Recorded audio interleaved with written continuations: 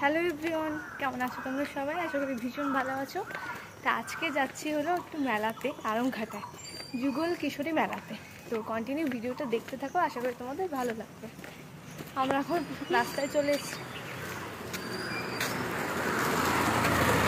একটাও টোটো নেই, ভ্যান আছে, কি যাওয়া যাবে? টোটো দাঁড়ালেই পাবি, যদি না পাই 5 মিনিট দেখতে পারিস। 5 মিনিট টাইম হয়ে গেছে তো।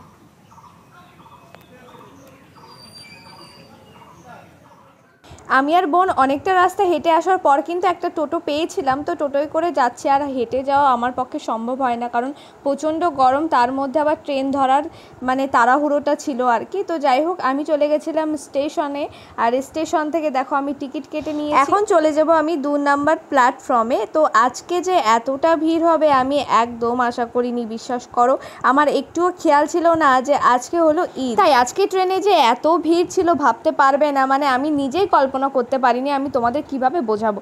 তো যাই হোক, আমরা আরামঘাটায় নেমে গেছি, আর আরামঘাটায় নামার পর এই যে হেঁটে চলে এসেছি আমি যুগল কিশোরী মেলাতে। টোটো করেও আসা যায়, কিন্তু বিশ্বাস করো স্টেশন থেকে মাত্র 5 মিনিট হেঁটেই কিন্তু এই মন্দিরে আসা যায়। তাই খালি খালি আর 10 টাকা ভাড়া দিয়ে আমি মন্দিরে আসিনি। পায়ে হেঁটেই যখন 5 মিনিটে পৌঁছে যাব, তাহলে আমি কেন 10 টাকা করে খরচ করতে যাব, তাই বলো।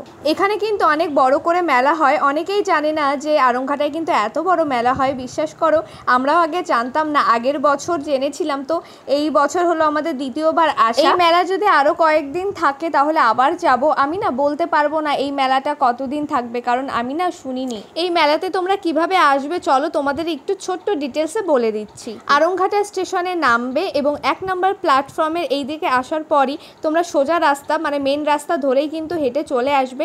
দেখবে একদম 5 মিনিটের রাস্তায় কিন্তু তোমরা মন্দিরে পৌঁছে যাবে। তোমরা যদি টোটো করে আসতে চাও তাহলে ওই যে 2 মিনিট সময় লাগবে, তোমাদের একদম মন্দিরের সামনে নামিয়ে দেবে আর 10 টাকা ভাড়া নিয়ে নেবে। আর যদি তোমরা হেঁটে আসতে চাও, 10 টাকা যদি বাঁচাতে চাও, তাহলে ওই ধরো 5 মিনিটের মতো সময় লাগবে। তো যাই হোক গাইস, তোমাদের এই মন্দিরটা একটু ঘুরে দেখাই। দেখো এখানে কিন্তু অনেকেই তার মনস্কামনা নিয়ে ভার বেঁধে গেছে, হয়তো অনেকেরই অনেক মনস্কামনা পূর্ণ হয়েছে।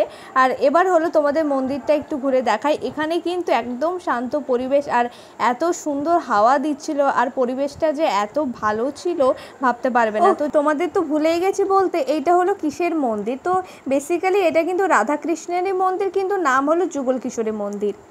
তো যাই হোক, মন্দিরের একদম পেছনে কিন্তু একটা নদী ছিল, সেখানে অনেকে স্নান করছিল। আমি প্রচুর ছবি তুলেছি, সেগুলো কিন্তু তোমরা আমার ইনস্টাগ্রামে দেখতে পারবে। তো চলো এবার একটু তোমাদের মেলাটা ঘুরিয়ে দেখি। আমি তো ভেবেছিলাম যে অনেক কিছুই মেলা থেকে কিনবো, কিন্তু বিশ্বাস করো তেমন কোনো কিছুই কিন্তু আমি পাইনি আমার মন মতো, তাই আমি তেমন কিছু কিনতেও পারিনি।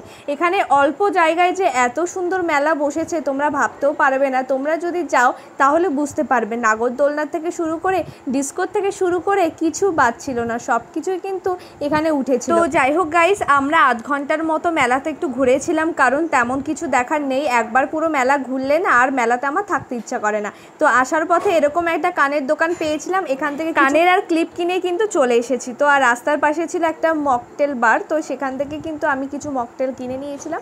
বোন আমি মকটেল খেয়েছিলাম আর কি, কারণ গরমে যা অবস্থা, তাতে আর ফুচকা এগরোল তেল জাতীয় কোনো খাবার আমার খেতে ইচ্ছা করেনি। তো মেলাতে গিয়ে যদি কি খেয়েছি জিজ্ঞাসা করো তাহলে বলবো বাড়ি আসার সময় শুধুমাত্র এই একটা মকটেল খেয়েছি। আমার ভীষণ ভালো লাগে। এই গরমের মধ্যে ঠান্ডা কিছু খেলেই কিন্তু ভালো লাগে। তো যাই হোক, আমরা কিন্তু 5টা নাগাদ আরামঘাটায় নেমেছিলাম, আর এখন বাজে 6টা 20। তো আমরা 6:30 ট্রেনটাই ধরবো, কারণ মেলাতে আর ভালো লাগছিল না। তো যাই হোক গাইস, আজকের ভিডিও এখানেই শেষ করছি। ভালো থেকো, সুস্থ থেকো, দেখা হচ্ছে আবার নেক্সট ব্লগে। আর এই গরমে জল খেতে কিন্তু কেউ ভুলবে না। টাটা।